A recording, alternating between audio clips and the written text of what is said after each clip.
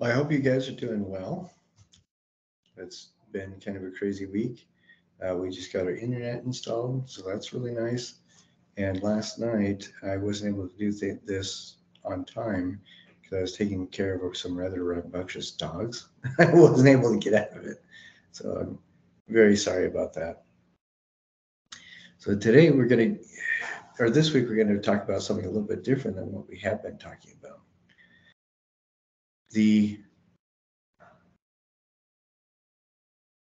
One of the ongoing issues that I have expressed a little concern about for this class is that when we talk about gender in art, typically the fallback is, how are women, how are their voices shown, or how are their voices shared in art? Because we believe that, I think there's a lot of evidence to show it, that women's voices do not have an awful lot of stage presence in art. Well, stage time in art. They do have a lot of stage presence, but there's not a lot of time or energy given to listening to them historically, because it's been, for the most part, male-dominated field for most cultures.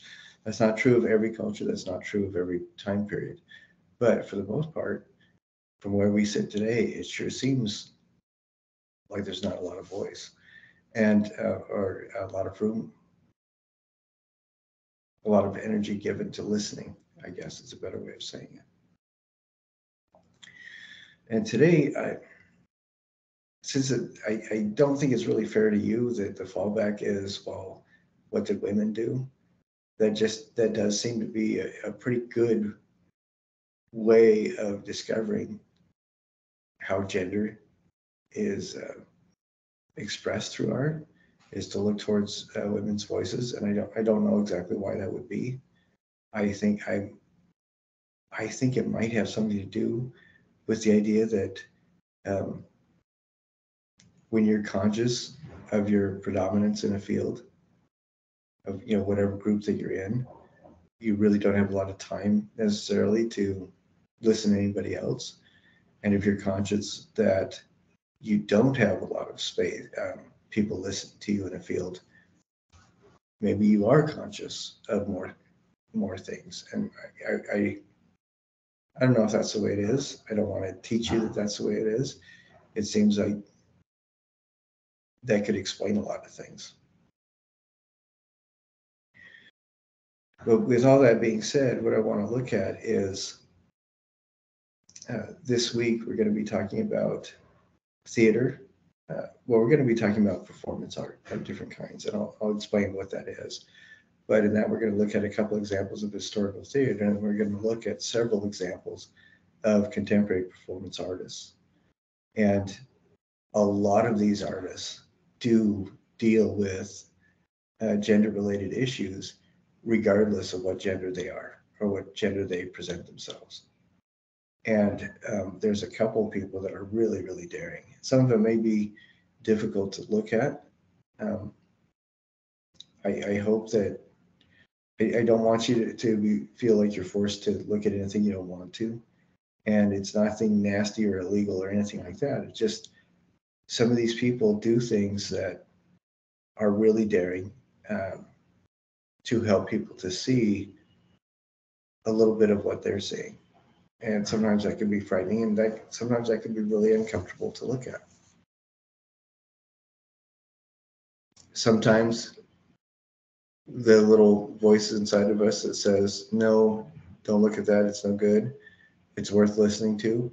Other times, sometimes it's nice to push a little bit and see what are the things we can look at. I mean, an example that really is not entirely related is just my first interaction with Cubism. It made me nauseated. I couldn't stand looking at it. And now I really enjoy it, just because I took the time to try to reframe my expectations and try to understand a little bit about what the artists were doing. And I think that sometimes can help. What helps the most, though, for me is to remember those 4 tools of artistic critique: describe, analyze, interpret, and evaluate. And if something is really bothering me, if I'm looking at a painting that is just too surreal or just too odd, or if I'm looking at a sculpture I can't get my head around, or in this case, performance art, sometimes it's good to step back a little bit inside of your brain and put on the critiquing hat, because that can help us to separate what we see from how we feel about it.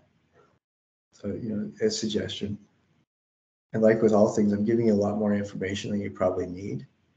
So I would recommend going through, watching the videos as much as you can, and reading the articles if you have the time. I really recommend doing both of those, because that would really help you to get, understand a little bit about the things that we talked about, as well as gender issues in those fields, in those media. So, okay, take out my preaching hat for just a little bit.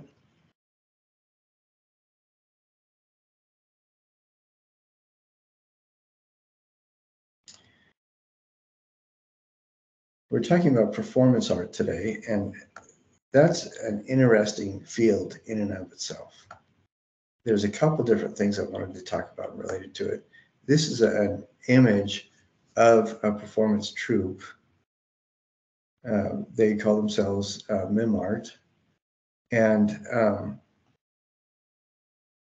they do things that look kind of like it could be dance, could be like a Blue Man Group without the painted skin, but they will do things that are performances out of place, out of context, designed to make you wonder what the actual actions represent, what the people are portraying.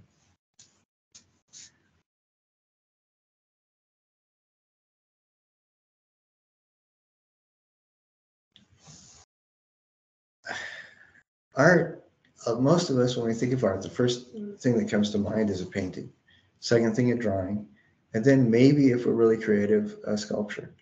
A lot of us don't realize that art is pretty much any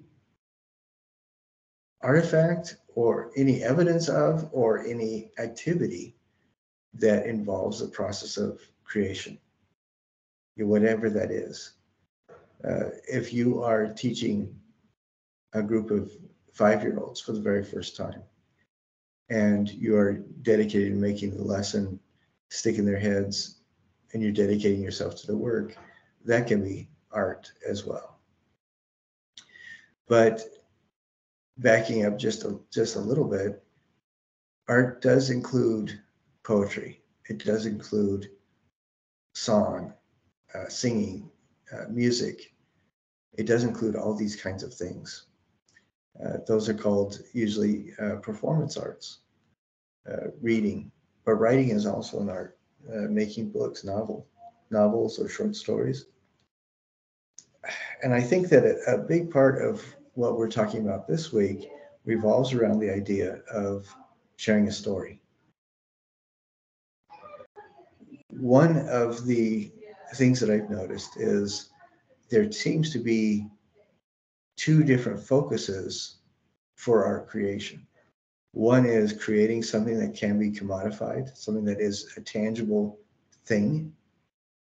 And the other uses the tangible things that are made to create or alter somebody's thoughts about the world.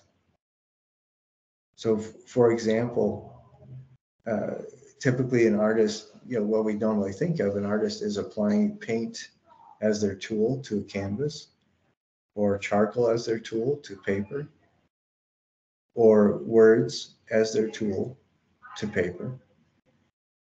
And then the other kind of artist production is when the person uses the painting or the drawing or the poem as the tool to specifically sculpt somebody's thoughts, to get in the person's head and not force them into a way of thinking, but to engage them in such a way that it's very hard for them to avoid thinking about something.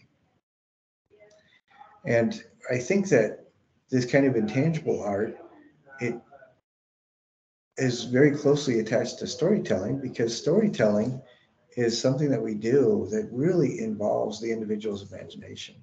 And that's what this second kind of art does is it deals directly with an individual's imagination. It sculpts their thoughts, if you will.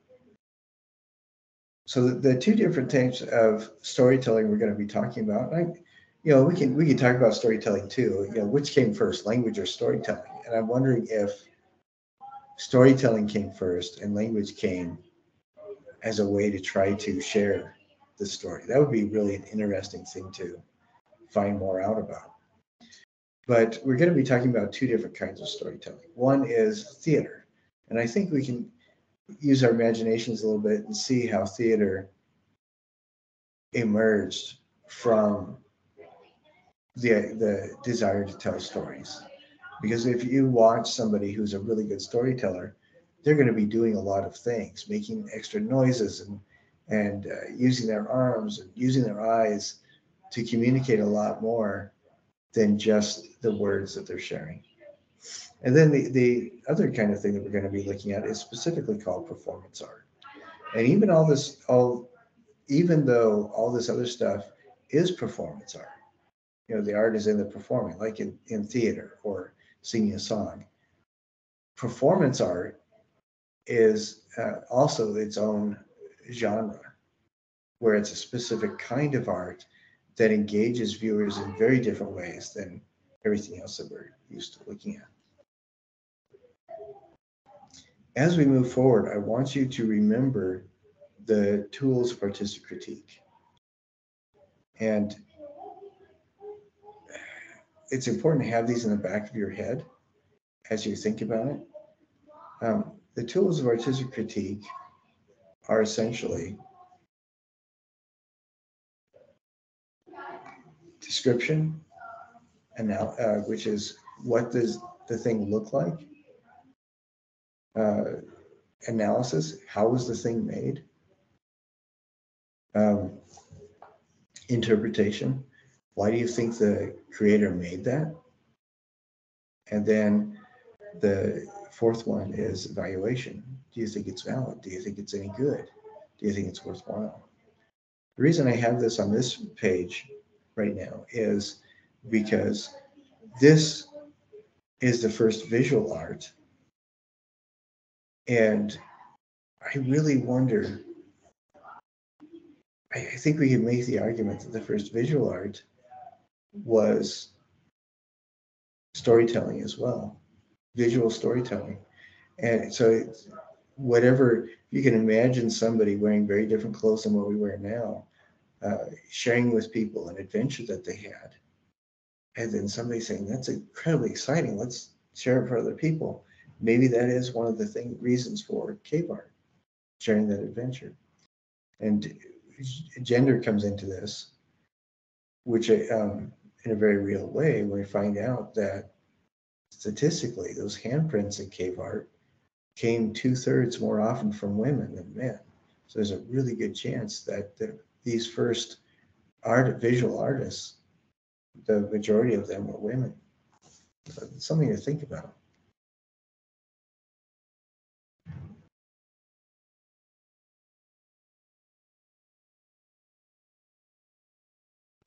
I'm going to share some videos, and I hope that the videos show up really well. Every once in a while, they get edited out through the YouTube algorithm. And if that happens, there'll be a blank space in the video that I share with you, and you can just watch the videos when you come to this page. But with this, I want to share an image.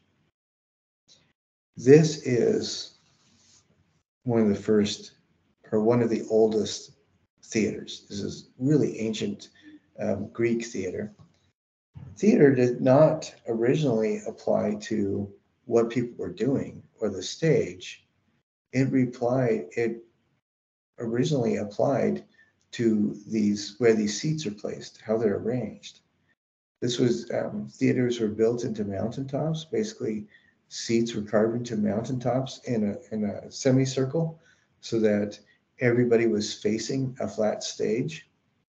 And this stage had behind it, right here, and I hope you can see my mouse, it had a wall that was used to base props and scenery against. And that wall was called something else. The stage was called something else. but the theater in itself refers to the semicircle of seats right here. And the reason they did that was that sound reverberated a little bit better and more people could hear better what was being said on the stage.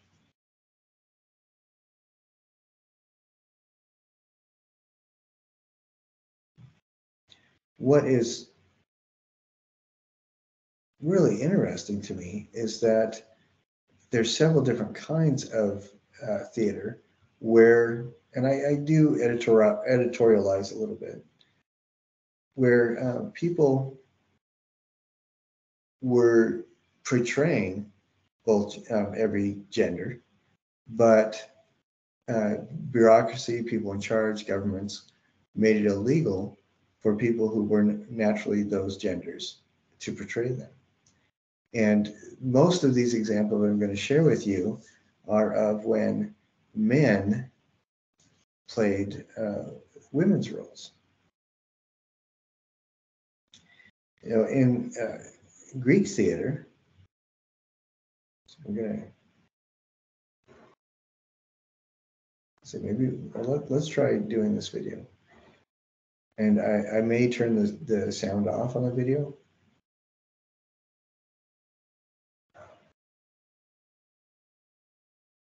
Okay, in Greek theater, everybody wore masks, or almost all the characters wore masks.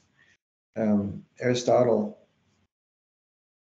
I think it was Aristotle, I'm pretty sure it was Aristotle, talked about how Greek theater was arranged. It's a particular event that takes place in 3 acts, and the event is designed to really, it uses both historical and myth stories. And if you remember, myth means spoken word. It's the truth that's more true than truth. But the Aristotle said that the play had to all take place on the same day. It all had to take place with the same people and be the same event. And it was specifically designed to use these historical and mythological events to show you what is going on in the protagonist's head as all these things come together in one situation, how they change, what happens to them mentally and emotionally to force a change, to be a catalyst for an interior change on you, to help you ideally to become a better version of who you were. And masks were used because many times the troops were smaller than the number of people that were needed to be in the play. And so the masks were used to define characters for the audience so that you could change the costumes really, really fast by just switching the mask that also had a wig attached. And for the most part,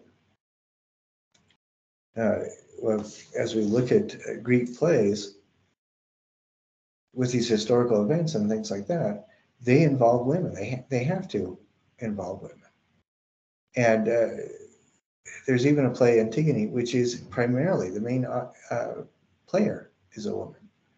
But just as the mask made it easier to switch characters so that the audience wouldn't get confused, it also meant that even though only men were allowed to act, they would wear masks for the women's parts. And so they would become women for the duration of that character's appearance on the stage.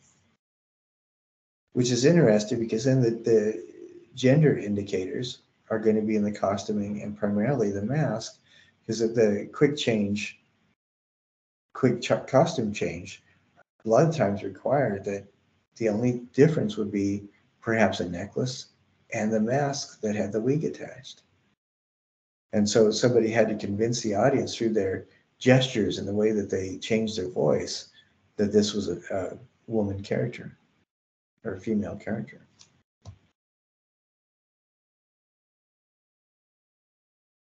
So, but there's some really cool stuff in this video, and so please make sure that you watch that.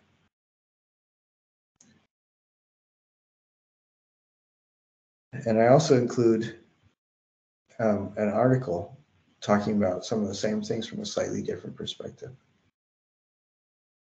But Dionysus was the god of wine and celebration. He was the um, god that represented um, essentially letting your the analyzing element of your brain go, through releasing yourself to enjoy those things that are driven by emotions. Now, so that was a few thousand years ago. But what is a little bit more recent is Chinese opera. And this is a 14-minute, or no, I'm sorry, it's only 12-minute. This is a really good encapsulation of Chinese opera. It started maybe 3,000 years ago, but what we recognize as Chinese opera today uh, began developing into that thing maybe 6, 7, 800 years ago. So it's, even though its roots are thousands of years old, it's a few hundred years old itself. And in this, same kind of thing. When you'd have troops that were consisted originally of men and women that would share historical and mythological stories with specific intentions in mind, helping people essentially to become better people, and to entertain as well. But in this kind of performance theater, again, we see this thing where there are government restrictions applied as we come closer to today, so that only men could play the parts. Uh, there's this assumption that you get mixed genders moving around in a professional group together, and somehow they're going to cause havoc and chaos wherever they go. And this, I think I'm editorializing here, but things like this remind me of efforts to uh, legislate morality, which really, if you lay down a bunch of laws, and that's not going to change people's behavior or who they feel they are.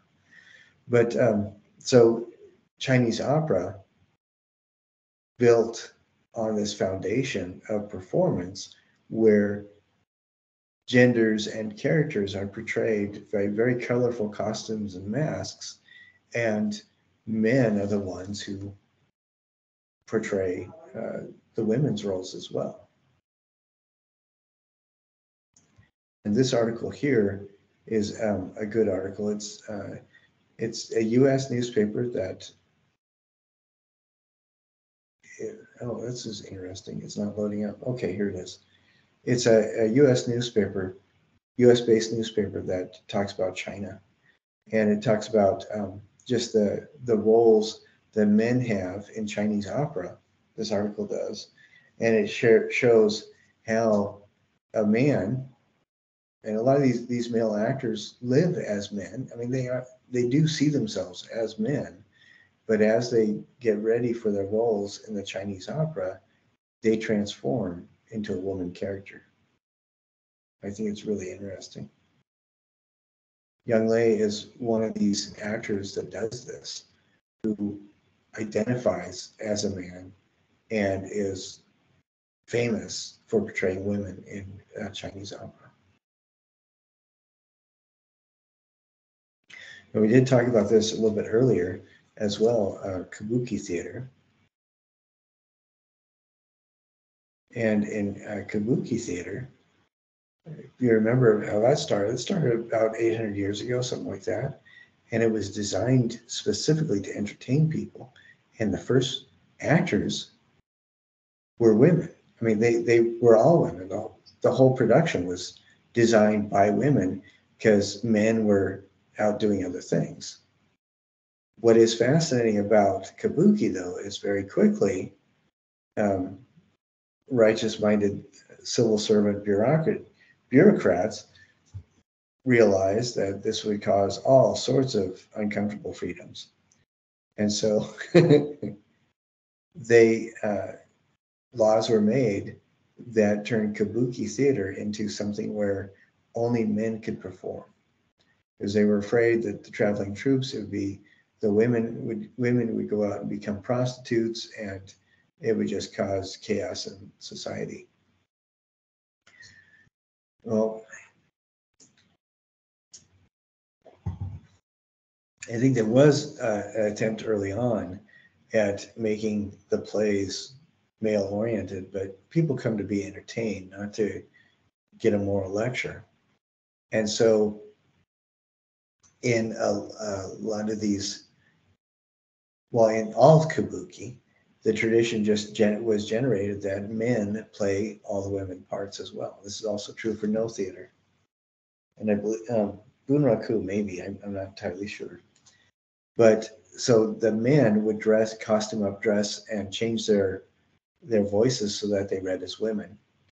And what is really fascinating to me is that this created an environment for a third gender in Japan. And we've talked about this a little bit more too. The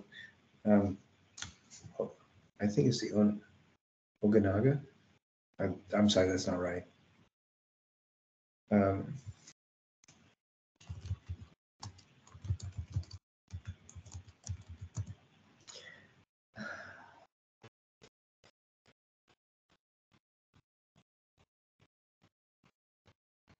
I'm sorry, Onagata. I get my consonants mixed up. The Onagata, which is the third gender, which is an individual who was born sexed as a man, but portrays, but exhibits female characteristics in dress, behavior, vocal timbre, and a lot of other visual indicators, and even in behavior. And so the Onagata, these Onagata actors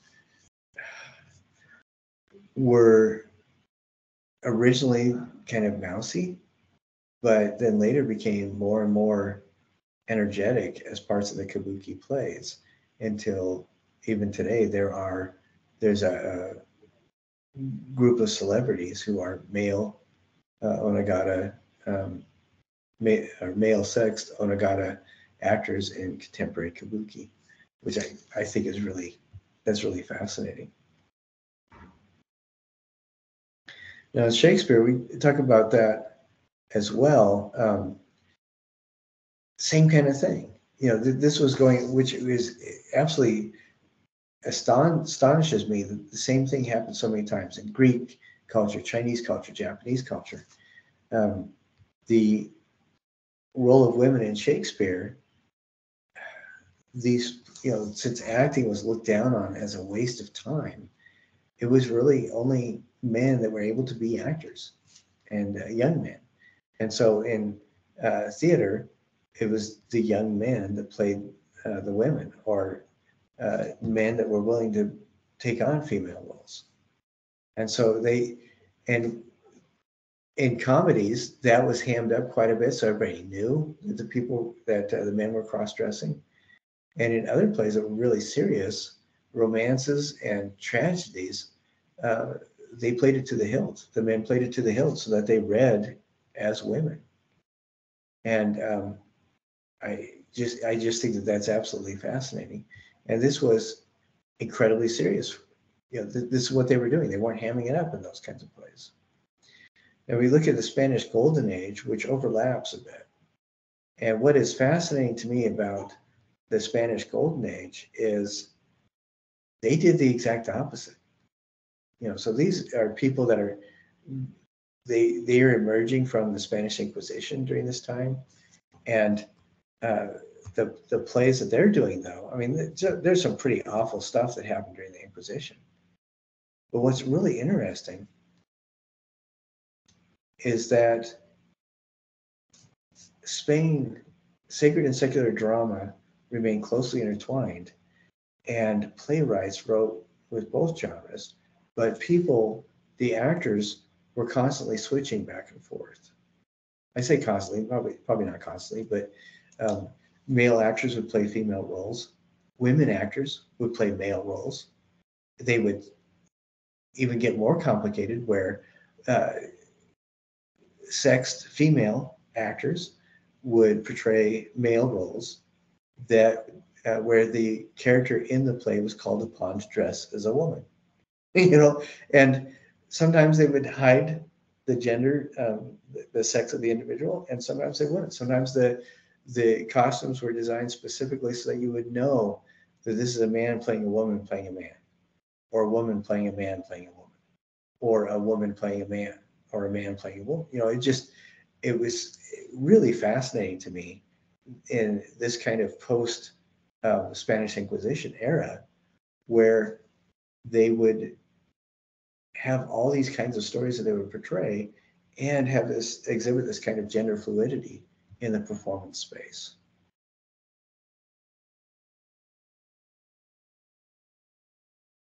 I am just checking my time because I have a lot of stuff I want to cover and want to share with you, and I don't want to run out of time. Okay.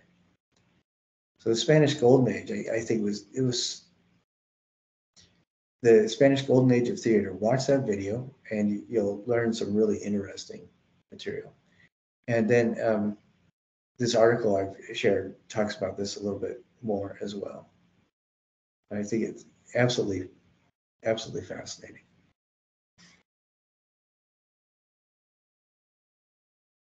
When we talk about theater is essentially structured storytelling. And what separates theater from contemporary performance art, or what separates contemporary performance art from theater, is basically the Industrial Revolution and the fallout from the Industrial Revolution.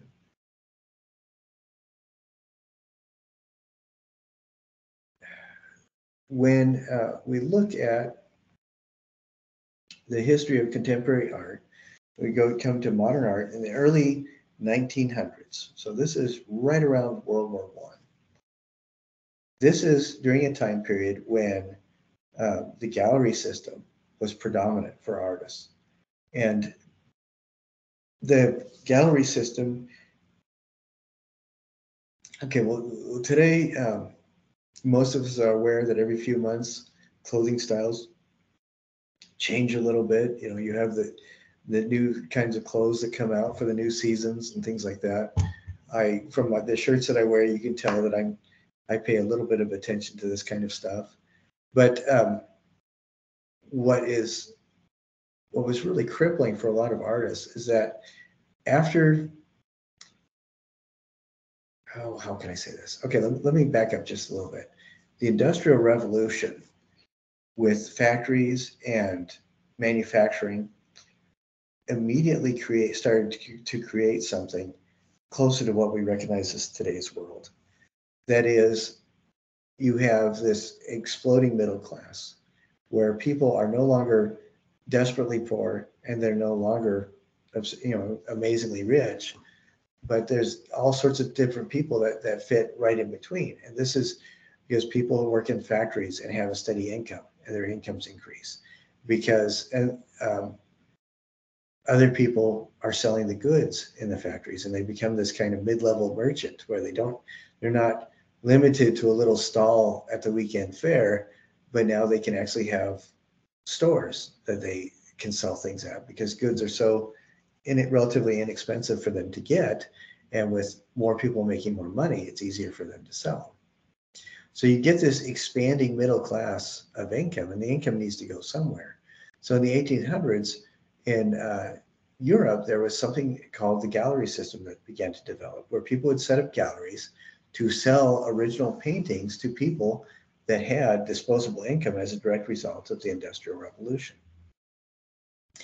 And this, originally it was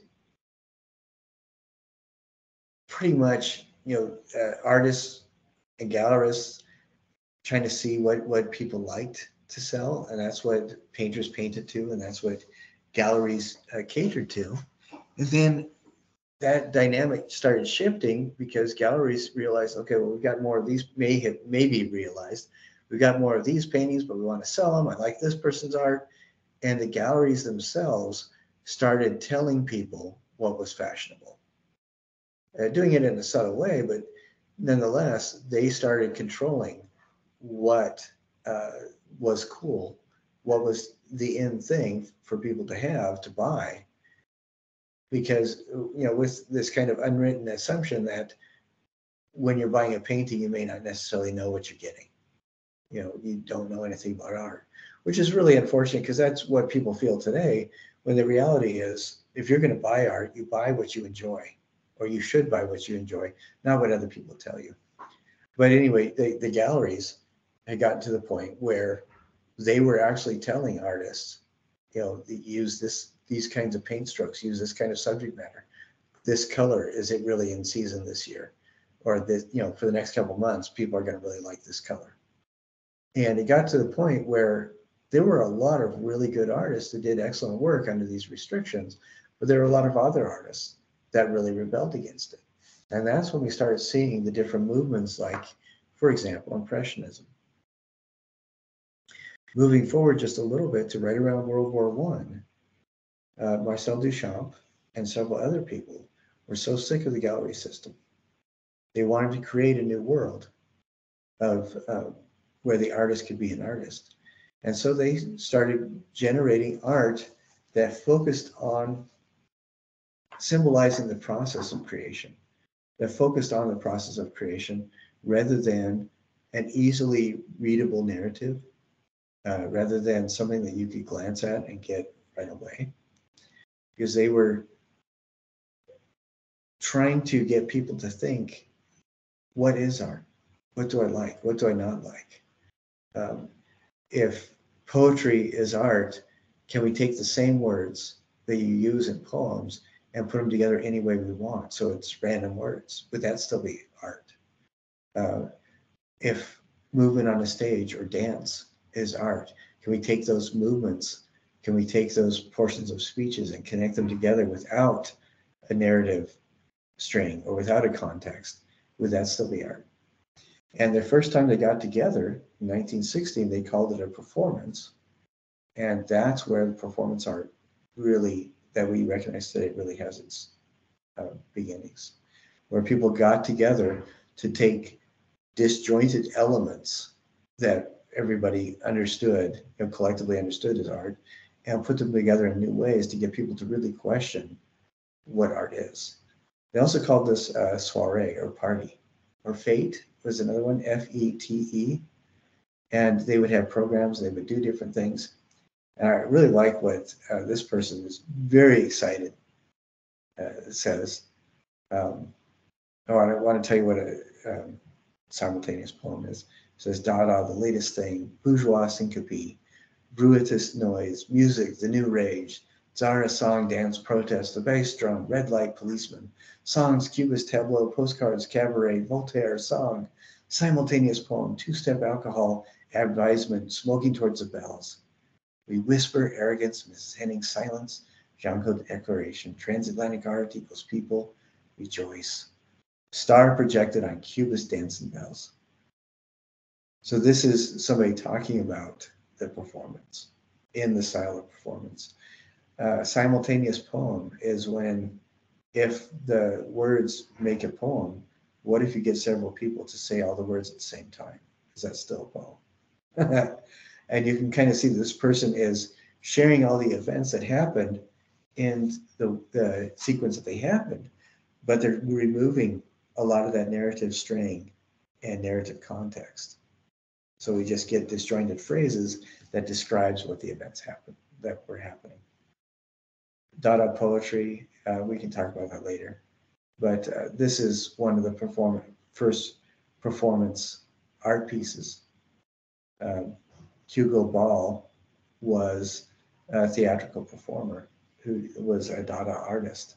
And his costume is not supposed to make sense. It's supposed to make you question the validity of costuming in general. And it symbolizes the costume, the idea of costume. And then sometimes they would read from sheets of music and just read the notes.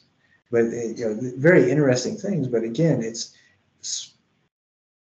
all designed to get the person to think about what is art, what does art actually mean. And so Dada Song and Dance deals with these kinds of things where they're pulling it out of the story, the need of a story, and removing sections from the meat of the story. And you've seen some of this when people, I don't know if you had a theater class where you had to memorize a speech from a play, this kind of a thing, where you're pulling it from the play and you're just reciting the speech. But this has a little bit to do with that. But you can see there's a lot of really odd things going on from our perspective. They even would do puppet shows. And the puppet shows, again, are designed to remove elements of story from the contextual narrative of a story.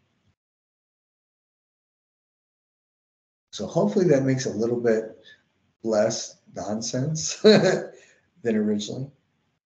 But they call themselves Dada because that's one of the first sounds that a baby makes. And I have an article here, what is performance art and why does it matter? And then a video, and I'm gonna see, let's see how long this video is. Yeah, it's only 3 minutes. Let's watch it. Hopefully we'll be able to see the whole thing. And what this, I think that this is important to watch. Think about what the people themselves are doing, and what the director, the artist who is directing the whole thing, what they are doing, as opposed to don't try to figure out a specific story, because that may be very difficult.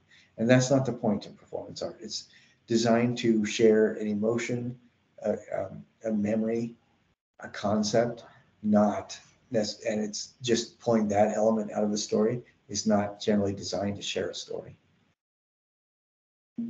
These are wooden cubes by the artist Rashid Areen. Now let's add a live element. Suddenly the structure becomes animated, producing unsettling and shifting interactions between the artwork, the space, and the participant. When this happens, we say the work has a performative aspect. This is a film about the mercurial, unpredictable, and unsettling world of performance and the performative, and how these terms have come to reframe our understanding of art.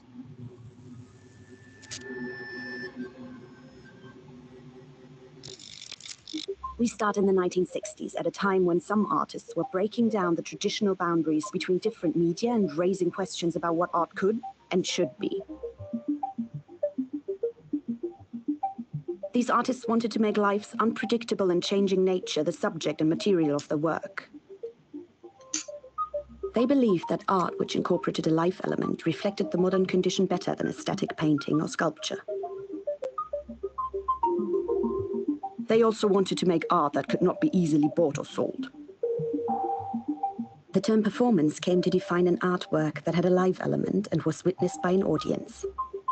But as performance took root, people began to see that paintings and sculptures could have performative aspects too, like Jackson Pollock's action paintings and Rashid Areen's cubes. In fact, it seemed that much of contemporary art had a performative aspect. Soon people were not asking what is performance, they were asking what isn't performance. But here's the thing. Performance is not a medium, not like painting and sculpture. It's not about what it is made of. It is a tool used by artists to raise questions about how art relates to us and the wider social world. And while it often involves an element of live action or an audience, it doesn't necessarily have to. It can just as easily ask those questions through a photograph or a document that have performative aspects. This photograph depicts the artist Mona Hatoum performing an action in which she walked barefoot through the streets of Brixton, dragging behind her a pair of Doc Martens boots attached to her ankles. The theme the artist was raising through performance, about the vulnerability of the marginalized to instruments of surveillance and state control, is conveyed with a static image. This document outlines a concept called the Flux Olympiad. It was conceived by the artist George Maciunas. He wanted to instill art into every part of life, even sport. But he was also subversive. So he invented games like football on stilts and the flipper race. He died in 1978 without ever realizing the work. But in 2008, 30 years after his death, Tate used the artist's instructions as a score to stage the Flux Olympiad. Sometimes it takes that long for life to catch up with art. Performance operates in the gap between art and life, connecting us to both. It is a living, shape-shifting, often hard-to-define entity that is there to make sense of our changing world and to include us into art's frame. It is why Robert Rauschenberg described it as art that refuses to settle.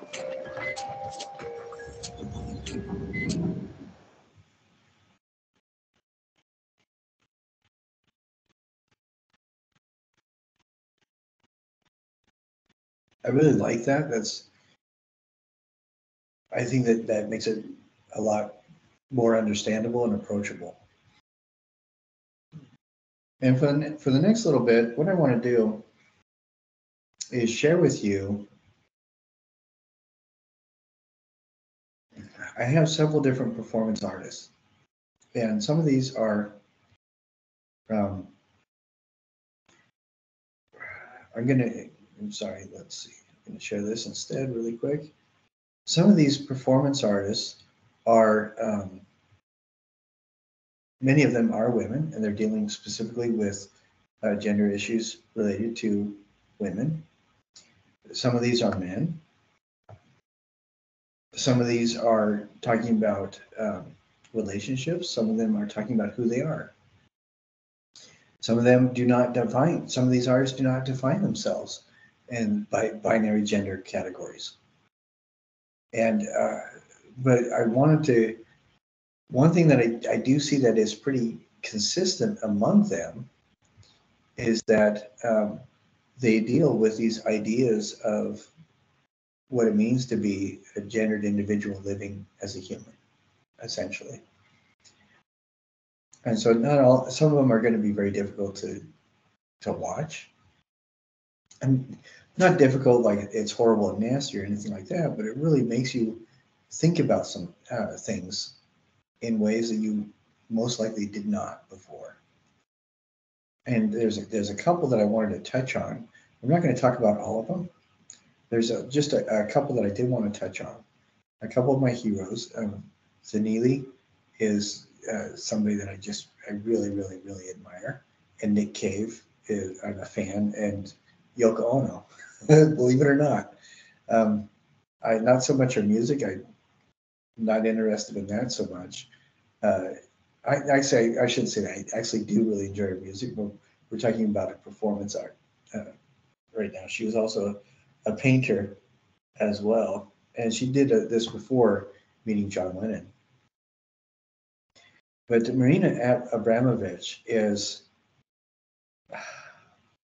somebody that I admire quite a bit as an artist. What they do is incredibly daring. She will set up something, one of her famous pieces, and it's called Rhythm Zero. She set up a situation where she had items placed on a table, had people that were coming to the gallery standing there in front of the table, and then for a set number of minutes, and I think it was like 30 minutes, and this is one of the reasons why it's age restricted, she let people do whatever they wanted to her as she sat still. And there were times when she cried. Somebody cut her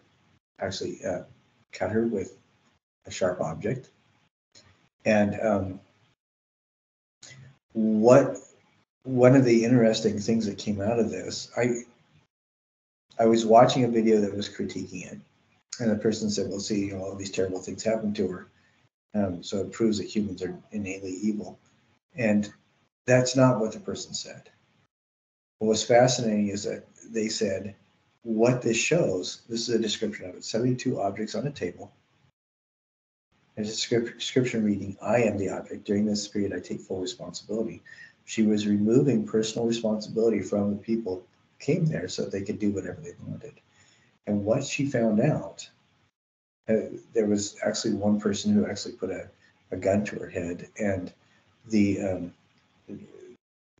gallery people actually stopped it. But when one of the performances, but what she found is that in this kind of a situation, human beings would also be incredibly kind. Even though somebody would hurt her, maybe the next person would put more clothes on her, or clean her up, or hug her, or hold her for a minute to show kindness. And what was fascinating is that she found out that people, when you take personal responsibility away, people can also be incredibly kind, generous, and thoughtful, as well as nasty. And so there's other exhibits that she did, other performances that she did. That some of them just involved herself, and she wanted to constantly use her body to show the limits of what a human could do. And what is amazing to me about what she does, these different things, is she worked very hard to kind of essentially celebrate humanity, looking at things without too many glossy filters to really show what people are capable of. As the lovers, I think this they started at opposite ends of the Wall of China, Great Wall of China, walked toward each other, with the idea being that everything was documented, and the final display piece was an image of them embracing after they did all that walking. So pretty interesting stuff. Yoko Ono, this is just a really brief clip. She was a performance artist who did something very similar. She had a pair of scissors, and she sat down and she asked people, cut the cloth. And that was very interesting. We're only going to watch like a very short clip of it.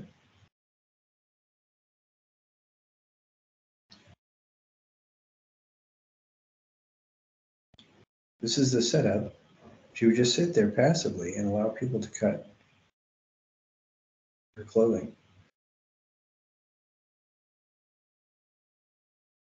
And sometimes people would do things that were not very caring. And but in something like this, she doesn't give an option for a participant to do anything other than cut the cloth that she's wearing. And that, I think, presupposes desires for removing clothing and turns the human form into a commodity, I think, or suggests that it does. But it also says something very interesting about the relationship between two people. How quickly do you commodify somebody?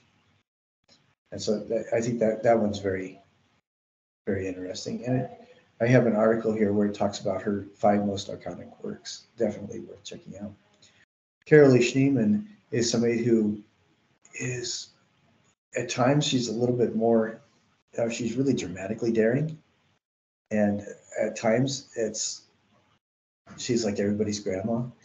But all 3 of these women these women artists deal with issues of place of a woman in the world, in society, in culture, commodity and passive object, as well as an activist, somebody who is an instrument of creation, and they deal with these kinds of ideas through their performance art. Anna Mendieta, she does some really fascinating stuff as well, dealing with that same kind of issue of woman's role. Where does a woman fit in society? What does she do? Well, how does she belong? And I'm going to show this really quick here. This is just a short animation from one of her projects. I'm going to put the sound on.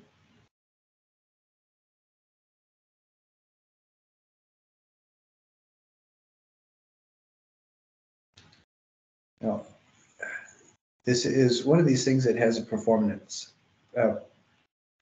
aspect to it. Notice that each of these paintings, these are famous paintings, but the female presence is removed and replaced with animation, something else.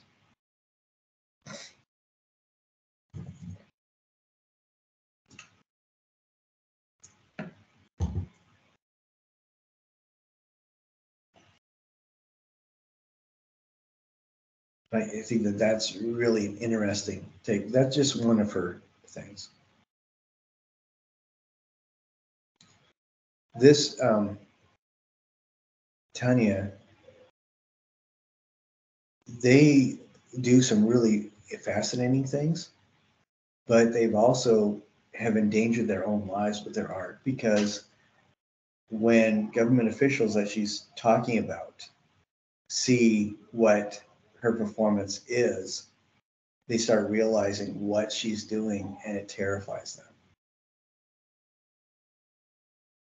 And this is the overall getting ready to do the performance piece, talking about it, setting it up, and then it is for Hyundai underwrote it and put it together.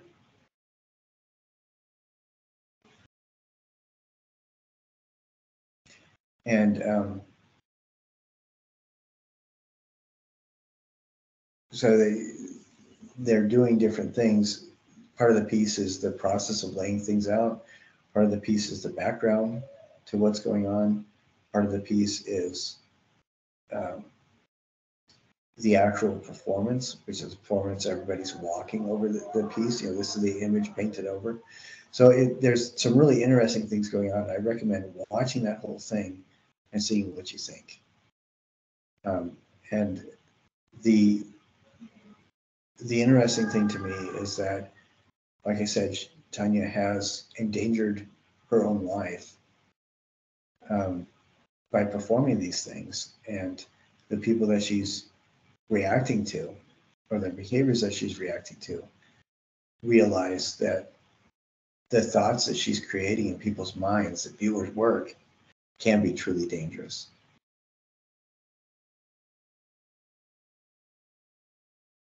So this gives several of the different performance works that she's done, and I check those out, definitely.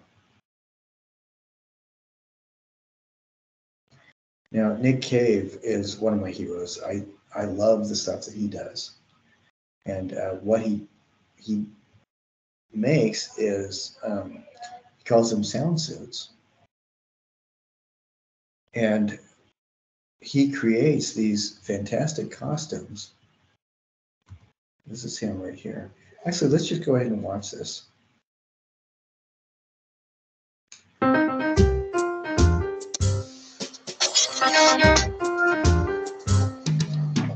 My background's art, focused fiber textiles and modern dance. So it's thinking about how to sort of bring these two disciplines together.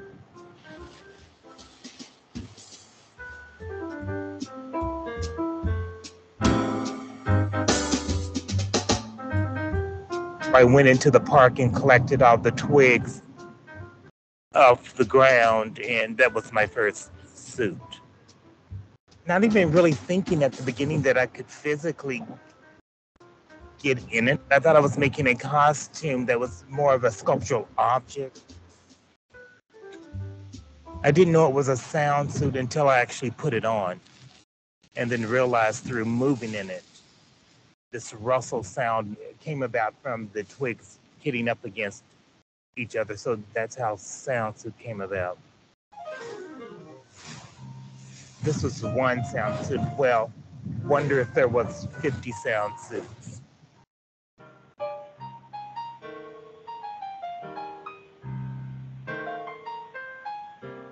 I would just sit there and watch how people were rejoicing around this experience. What makes people happy? What makes them step outside of their day-to-day existence and be light within a moment?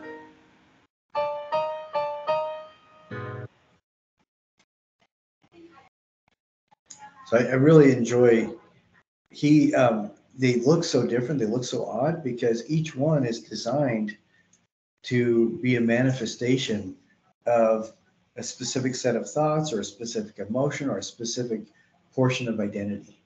And really amazing stuff. Ragnar Kjartansson is from Iceland, who does some very interesting things. His performance, Death is Elsewhere, is really interesting. His work, he does things where will do performances that look like they could be um, music videos or portions of plays or different things like that. And it's really fascinating to see him do his thing. And I'm sorry, I was sharing a tab that you couldn't see. This is Ragnar Kjartansson, and he deals with things like isolation of the individual, how we network as a community, the ideas of survival, these kinds of things. And it's very interesting. Now, Zanili Maholi, they are pretty amazing. They're one of my heroes. They are from South Africa, and they do a lot of things to force people to engage with the fact of humanity from people that don't look like or act like us, whatever that us is. And they do a lot of work that is hard to see because it's very emotional, it's very personal, and it's immediately emotional and personal. And the work that they do, it involves performance art, but it also involves recording the performance art. It involves staging performances that act as protests or demonstrations. But just like we saw in that earlier image of the artist walking with boots tied to their feet, Zanili photographs different events and different performances in specific ways to make these really interesting, fascinating images that they deal with famous art. This image ties directly to some Fauvist art, but also they force you to contemplate, to think, and they are very much creating something inside the back of your head. Yeah, Zanili is absolutely amazing, and their life has been threatened several times because they are engaging people that are uncomfortable and don't want to do it in asking themselves questions about what makes a person a human being, and forcing people to confront the idea that we don't always treat human beings as human beings. And Tino Sego, the work that they do, there's some really interesting stuff too. A lot of this, you can see very much that performance aspect that we're talking about, where people, in this case, one of the characteristics of the artist in performance art is they will give the players, the people that are participating, directions. Like, this is how you move. If somebody's within 10 feet of you, you turn left, or you're jogging around, or whatever. They'll give directions like that and then let people do whatever it is that they feel they need to do as individuals. And so it looks like just random people walking, but as you watch it, you realize, okay, they're following the directions. They're each following the directions in a unique way. They're each doing unique things. They're responding and reacting in unique ways, validating their individuality as human beings, but it's also under the direction of somebody who's planned it out. And it's kind of an interesting medium where you both have direction and control as well as near infinite variety, because there's no way of knowing where every foot is going to go. And has us address questions of why do people react differently? Why do people do different things? How do people act differently? What are the parts of that person that inspire them to act differently? And one of his works is Everything on This Planet is Endangered, which I think is, instead of talking about life disappearing and it's our fault, he's also adds into the equation, we're in danger as well. And I think it's fast, and it makes it suddenly inclusive, and it gives it a bit of immediacy to the situation when you realize that you're at risk as well. Eiko Itaki, they do some really fascinating things as well. And I definitely check this out. One of my favorites is Body in the Cemetery, which we instantly think of a dead body in the cemetery, but they also ask us to explore the idea of a living body in the cemetery.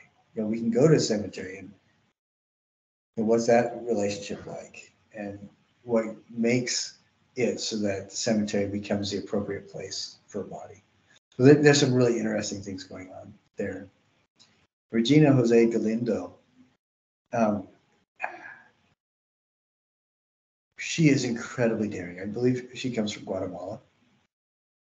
She does a lot of work that forces people to confront this idea that women in our society are portrayed as weak. And it's not just that children are taught that girls are weaker. It's also that media depictions of women from the media and elsewhere in entertainment are curated to demonstrate and support the idea that women are weak. And she takes that head on in some of her work. And she also talks about her work also deals with disenfranchisement of the individual. You know, when you lose your voice. So some really very powerful, very interesting stuff that she's doing. And for your weekly reflection, it's a little bit different this week. I want you to think about historical theater, contemporary performance art, and talk about something that really grabs you. It could be one of the artists. It could be a couple of the artists doing the same kind of thing. It could be a particular performance, but it could also be, I didn't know that about Greek theater. That's interesting. Or I want to know more about kabuki.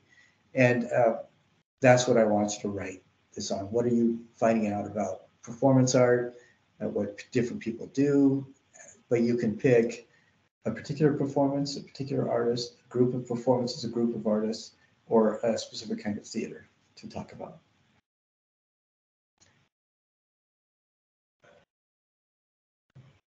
All right, and I'm going back and all right. So that is what we're talking about this week. I heartily suggest watching all those videos and let it just kind of sink into your mind a bit. If you have questions, let me know and I can talk about them next week. Again, I'm sorry I was not able to put this together last night for you. Things just conspired against it. But think about this and think about the aspects of storytelling that theater addresses and the aspects of the environment of storytelling that performance art addresses. Biggest difference is that theater generally will tell a story, is designed to give context to the information presented, and performance art generally is going to be sharing information, not and sharing it without context, but sharing it in such a way that it grabs you in a more visceral manner. So you don't have the ease of understanding that comes with a narrative string or narrative context. So interesting stuff to think about. I hope you guys have an absolutely wonderful week, and I look forward to seeing everybody next week as well. We're getting close to Thanksgiving, and I hope you have a really good time during Thanksgiving. And I look forward to talking to you guys again.